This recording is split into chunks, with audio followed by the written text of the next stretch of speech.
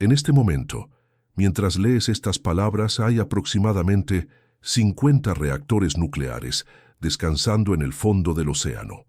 No en instalaciones controladas, no en contenedores diseñados para eso, no bajo la supervisión de ningún organismo internacional. En el fondo del mar, rodeados de agua fría, presión extrema y un silencio que nadie tiene prisa por romper. Algunos llevan ahí más de 60 años.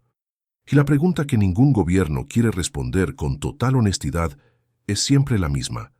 ¿Qué está pasando ahí abajo? La respuesta empieza en una época que muchos dan por olvidada, pero cuyos efectos siguen activos hoy. La Guerra Fría no fue solo una confrontación de ideologías ni una carrera espacial. Fue también, y quizás de forma más silenciosa y más duradera, una guerra submarina. Una guerra librada en las profundidades de todos los océanos del planeta durante décadas, con una intensidad que el público general nunca conoció del todo porque ocurría donde las cámaras no llegan y los periodistas no pueden seguir. Entre 1950 y el final del siglo XX, Estados Unidos y la Unión Soviética construyeron submarinos nucleares a una velocidad difícil de imaginar hoy. Máquinas diseñadas para permanecer sumergidas durante meses, capaces de lanzar misiles balísticos desde cualquier punto del océano, equipadas con reactores de fisión que les daban una autonomía casi ilimitada. Eran armas de destrucción masiva, móviles y prácticamente indetectables. Y como toda tecnología construida con esa ambición y esa prisa, muchas fallaron. El número exacto varía según la fuente, pero las estimaciones más sólidas hablan de al menos 50 submarinos nucleares hundidos en fondos marinos de todo el mundo. Algunos se perdieron en accidentes durante maniobras. Otros sufrieron explosiones internas. Algunos simplemente desaparecieron sin que sus propias flotas supieran exactamente dónde ni cómo. Y una parte significativa fue hundida deliberadamente por sus propios países, que consideraron que enviarlo al fondo era más barato y más conveniente que desmantelarlo correctamente en tierra. Lo que todos tienen en común es lo que cargan dentro: reactores nucleares, combustible radiactivo. En algunos casos, torpedos y misiles con cabezas nucleares que nunca llegaron a detonarse, pero que siguen ahí, en la oscuridad, degradándose lentamente bajo una presión que ningún material resiste indefinidamente. El océano no es un almacén. Es un entorno corrosivo que trabaja sin pausa, sin descanso y sin la menor consideración por lo que los seres humanos decidieron meterle dentro. Lo más perturbador no es el número ni el contenido. Lo más perturbador es la indiferencia. Durante décadas, la respuesta oficial de los países involucrados a cualquier pregunta sobre estos submarinos fue siempre alguna variante de lo mismo. La situación está siendo monitoreada. Los niveles de radiación están dentro de parámetros aceptables. No hay riesgo inmediato para la población.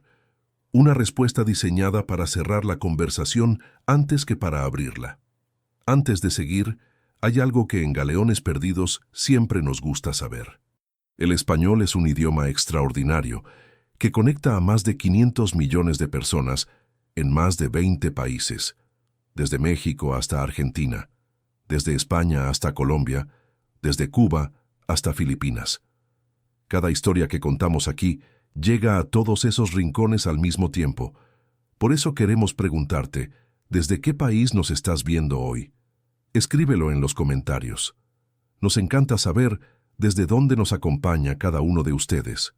En la siguiente parte vamos a sumergirnos en los dos casos americanos que abrieron esta historia de negligencia nuclear submarina. Dos submarinos, dos tragedias, dos respuestas oficiales que dejaron más preguntas abiertas que cerradas. Y dos reactores nucleares que llevan décadas en el Atlántico sin que nadie haya movido un solo dedo para sacarlos. El 10 de abril de 1963, el USS Thresher salía del puerto de Portsmouth, en New Hampshire, para realizar pruebas de inmersión en profundidad. Era el submarino nuclear más avanzado de su época. La cabeza de una nueva clase diseñada para cazar otros submarinos donde ninguna flota anterior había operado con eficacia. A bordo viajaban 129 hombres, marineros, oficiales y 16 técnicos civiles de los astilleros que querían ver el barco en acción. Ninguno de ellos regresó. Lo que ocurrió esa mañana en las profundidades del Atlántico Norte nunca fue establecido con certeza absoluta. Lo que la investigación posterior reconstruyó es que a unos 400 metros de profundidad, una tubería del sistema de agua de mar falló. El agua inundó compartimentos eléctricos. El reactor nuclear se apagó automáticamente por protocolo de seguridad, y el Thresher, sin propulsión y con los tanques de lastre bloqueados por hielo, que se formó al intentar expulsar el agua con aire comprimido, comenzó a descender sin control. No había forma de detenerlo. El submarino implosionó bajo la presión a unos 2.400 metros de profundidad. La Marina de los Estados Unidos encontró los restos meses después, dispersos en el fondo del Atlántico en un radio de varios kilómetros. 129 hombres, un reactor nuclear, y la decisión, tomada con una rapidez que muchos consideraron sospechosa, de no intentar ningún tipo de recuperación. La profundidad lo hacía técnicamente imposible con la tecnología de la época, dijeron. Lo que no dijeron es que tampoco hubo prisa por desarrollar esa tecnología en los años siguientes. 5 años después, el Atlántico se cobró otra deuda. El USS Scorpion desapareció el 22 de mayo de 1968 cerca de las Islas Azores mientras regresaba a Norfolk desde el Mediterráneo. 99 tripulantes. La investigación oficial concluyó que la causa más probable fue el fallo de un torpedo de propulsión a peróxido de hidrógeno que activó su propio mecanismo de detonación dentro del tubo de lanzamiento. En términos simples, el Scorpion pudo haber sido destruido por su propia arma.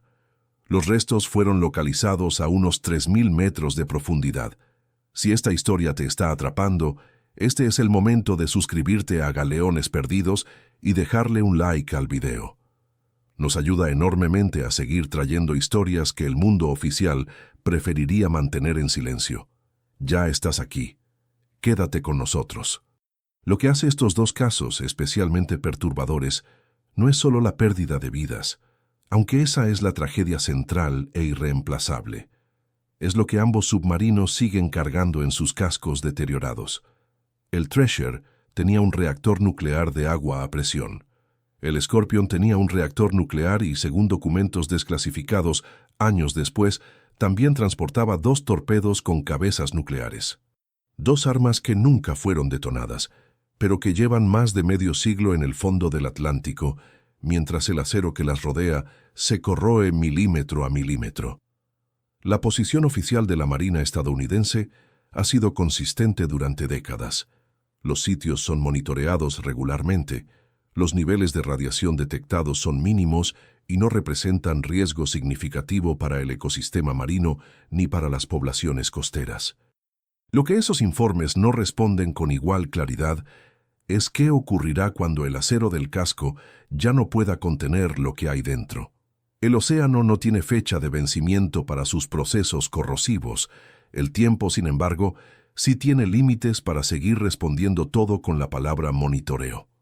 En la siguiente parte, abandonamos el Atlántico americano y nos adentramos en algo de una escala completamente diferente. La Unión Soviética no perdió 2 submarinos nucleares, perdió muchos más. Y la forma en que los perdió, las razones por las que están donde están y el silencio que los rodea cuentan una historia sobre negligencia institucional que hace que los casos americanos parezcan modelos de transparencia. Si los casos americanos representan la tragedia de la tecnología llevada al límite, los casos soviéticos representan algo diferente y más sistemático. Representan lo que ocurre cuando un sistema político decide que la apariencia de invencibilidad vale más que la seguridad de los hombres que operan las máquinas. La Unión Soviética no perdió submarinos nucleares por mala suerte aislada. Los perdió en serie, por las mismas razones repetidas una y otra vez, en un patrón que cualquier analista externo podía ver con claridad, pero que la cadena de mando interna no tenía incentivo alguno para reconocer. El primero de los grandes casos soviéticos ocurrió en abril de 1970, cuando el K-8, un submarino de ataque nuclear clase November, se hundió en el Golfo de Vizcaya tras 4 días de incendios simultáneos en 2 compartimentos. El fuego comenzó durante ejercicios navales en el Mediterráneo. La tripulación luchó para controlarlo mientras el casco se llenaba de humo tóxico y los sistemas eléctricos fallaban en cadena. 52 hombres murieron. El comandante fue uno de los últimos en abandonar el barco, negándose a dejar atrás a los hombres que aún buscaban sobrevivientes. El K-8 descansa hoy a unos 4.680 metros de profundidad con su reactor intacto, pero el caso con mayores consecuencias geopolíticas no fue el K-8. Fue el K-129, un submarino soviético equipado con misiles balísticos nucleares que desapareció en el Pacífico Norte en marzo de 1968 con 98 tripulantes a bordo. La causa oficial nunca fue explicada públicamente. Lo que sí se sabe, gracias a documentos desclasificados décadas después, es que la CIA localizó los restos a más de 5.000 metros de profundidad y diseñó una de las operaciones de espionaje más audaces de la Guerra Fría para recuperarlo. La operación, conocida como Proyecto Azorian, utilizó un barco minero como tapadera para construir un sistema de garras capaz de izar parte del casco desde el fondo del Pacífico. Fue parcialmente exitosa en 1974 y parcialmente secreta durante décadas. El resto del K-129 sigue en el fondo. En octubre de 1986 le tocó al K-219, un submarino clase Yankee que transportaba 16 misiles balísticos con cabezas nucleares. Una fuga de combustible en uno de los tubos de misiles generó una explosión que desencadenó un incendio imposible de controlar. 4 tripulantes murieron, el resto fue evacuado. El submarino se hundió en el Atlántico, al norte de las Islas Bermudas, a unos 5.500 metros de profundidad. 16 misiles con ojivas nucleares. Un reactor. Todo en el fondo, donde permanece hoy. Y luego está el Komsomolets. El K-278 clase Mike era tecnológicamente el submarino más avanzado que la Unión Soviética había construido jamás. Un casco de titanio que le permitía alcanzar profundidades de hasta 1.000 metros, muy por debajo del límite operativo de cualquier otro submarino del planeta.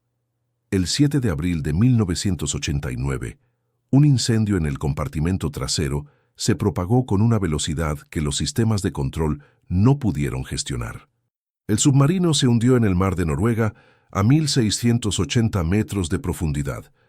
42 tripulantes murieron, y a bordo quedaron 2 torpedos con cabezas nucleares y un reactor que lleva más de 3 décadas en una de las zonas pesqueras más importantes del Atlántico Norte.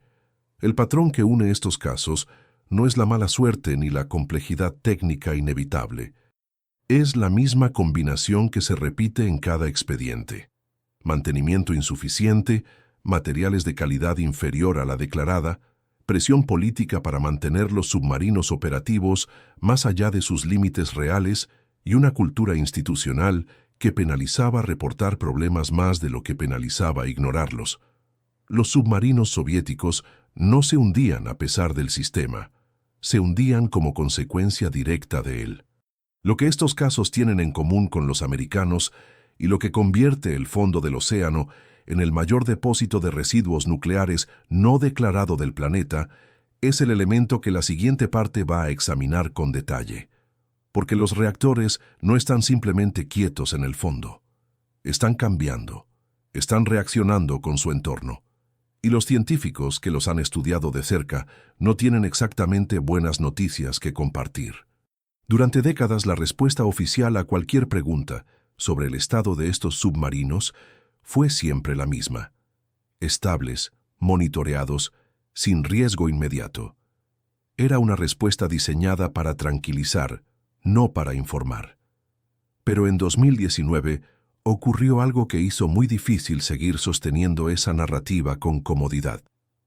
Un equipo de científicos noruegos envió un vehículo submarino no tripulado al K-278 Komsomolets, que descansa a 1.680 metros de profundidad en el mar de Noruega. Lo que encontraron no se parecía a ningún parámetro aceptable. Los instrumentos detectaron niveles de radiación en el agua que salía de una tubería de ventilación del submarino que eran hasta 100.000 veces superiores a los niveles normales del océano circundante, no en el interior del casco, donde cualquiera esperaría contaminación, en el agua directamente exterior al punto de salida. Lo que eso significa en términos prácticos es que el reactor del Komsomolets ya no está contenido como debería estarlo. El proceso de filtración ha comenzado, y una vez que comienza, no se detiene por sí solo. El mecanismo es tan simple como implacable. El agua de mar es uno de los agentes corrosivos más eficientes que existen en la naturaleza. El acero, incluso el de calidad naval, tiene una vida útil limitada bajo inmersión continua. Los submarinos que llevan más de 50 años en el fondo han superado con creces los parámetros de diseño de sus cascos. Las soldaduras se debilitan, los sellos fallan. Las estructuras que mantenían separados el combustible nuclear del océano circundante se degradan de forma progresiva e irreversible. No es una cuestión de si ocurrirá, es una cuestión de cuándo y en qué escala. Lo que preocupa especialmente a los científicos no es el reactor en sí, sino el inventario completo de materiales radiactivos que contienen estos cascos. El plutonio 239 tiene una vida media de 24.000 años. El cesio 137 persiste durante décadas en los tejidos de los organismos marinos que lo absorben. El estroncio 90 se comporta como el calcio en los seres vivos, incorporándose a estructuras óseas de peces y mariscos y transmitiéndose a través de la cadena alimentaria. Las corrientes del mar de Noruega y el Ártico conectan con el Atlántico Norte y con los caladeros que alimentan a cientos de millones de personas en todo el mundo. El caso del Komsomolets no es el único que ha generado alarma científica reciente. Los informes del Organismo Internacional de Energía Atómica sobre objetos nucleares hundidos documentan un panorama que se deteriora gradualmente. En el Ártico, la situación tiene una dimensión adicional que pocos mencionan en los comunicados oficiales. La Unión Soviética no solo perdió submarinos accidentalmente. Entre 1965 y 1988 hundió deliberadamente en el mar de Kara contenedores con residuos radiactivos, reactores retirados del servicio y submarinos enteros desmantelados que se consideró más barato enviar al fondo que gestionar correctamente en tierra. No fue un secreto bien guardado, fue una política. El cambio climático añade una variable que los modelos originales de evaluación de riesgo no contemplaban. El calentamiento del Ártico está alterando las corrientes oceánicas profundas, los patrones de sedimentación y las condiciones químicas del agua en formas que todavía no comprendemos del todo. Los modelos que predecían una dispersión lenta y manejable de los contaminantes fueron elaborados para un océano estable. El océano que tenemos ahora es cualquier cosa menos estable. Todo esto plantea una pregunta que la siguiente parte intentará responder con honestidad. Si los datos científicos son cada vez más claros y más preocupantes, ¿por qué los submarinos siguen ahí? ¿Por qué ningún gobierno ha emprendido una operación seria de recuperación o contención? La respuesta tiene varias capas y ninguna de ellas resulta particularmente reconfortante. La respuesta a por qué 50 submarinos nucleares siguen en el fondo del mar no es una sola. Son varias y se refuerzan mutuamente de una forma que hace el problema extraordinariamente difícil de resolver. Cada capa que se retira revela otra debajo, y lo que queda al final, cuando se agotan las explicaciones técnicas y los argumentos presupuestarios, es algo más simple y más incómodo. Nadie quiere ser el responsable oficial de este desastre. El primer argumento que esgrimen los gobiernos es el coste, y no es completamente falso.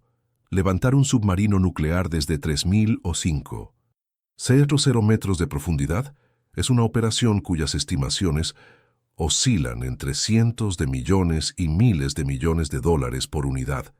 dependiendo de la profundidad y el estado del casco.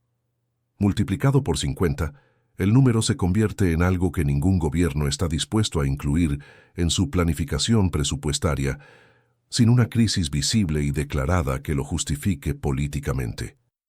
El segundo argumento es técnico.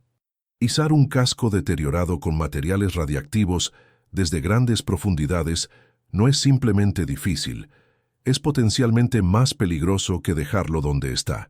El acero corroído puede fracturarse durante el ascenso. Los cambios de presión pueden romper sellos que todavía funcionan. Una recuperación mal ejecutada podría liberar en horas lo que el fondo lleva décadas conteniendo de forma imperfecta, pero al menos gradual. Puede ser cierto. También puede ser una justificación conveniente para no actuar. El tercer argumento es jurídico y quizás el más revelador. No existe ningún tratado internacional que asigne responsabilidad clara y ejecutable sobre los submarinos nucleares hundidos en aguas internacionales. La Convención de Londres de 1972 prohíbe el dumping de residuos radiactivos, pero fue firmada después de que la mayoría de estos hundimientos ya habían ocurrido. Los mecanismos de la OIEA para monitorear estos sitios existen, pero monitorear no es actuar. Y cuando la responsabilidad no está claramente asignada a nadie, el resultado natural de cualquier sistema burocrático es esperar. Lo que subyace a todas estas capas es algo que los gobiernos involucrados no tienen incentivo en articular con claridad.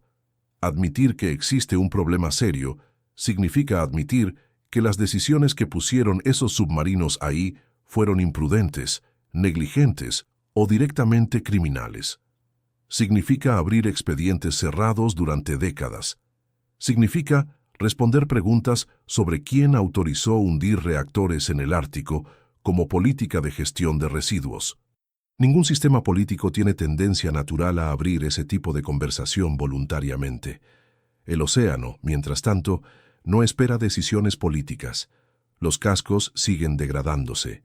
Las fisuras siguen ampliándose. Los materiales radiactivos siguen migrando hacia el agua circundante, en cantidades que por ahora son medibles y relativamente manejables, pero que en algún punto de las próximas décadas podrían dejar de serlo. La pregunta no es si el problema empeorará. La pregunta es si cuando empeore lo suficiente, habrá todavía algo que se pueda hacer, o si simplemente habremos transferido la deuda entera a las generaciones que vienen detrás. 50 submarinos nucleares en el fondo del mar no son una estadística abstracta. Son el resultado concreto de décadas de decisiones en las que la conveniencia política y el ahorro económico se priorizaron sobre la seguridad a largo plazo. Son el recordatorio de que las consecuencias de ciertas decisiones no se pagan en el momento en que se toman. Se pagan después, con intereses, y generalmente no las paga quien las tomó. Si esta historia te hizo reflexionar, ya sabes lo que toca. Suscríbete a Galeones Perdidos, activa la campana y cuéntanos en los comentarios qué historia quieres que contemos la próxima vez. Cada relato que traemos aquí existe porque hay alguien del otro lado dispuesto a no mirar hacia otro lado. Gracias por estar ahí.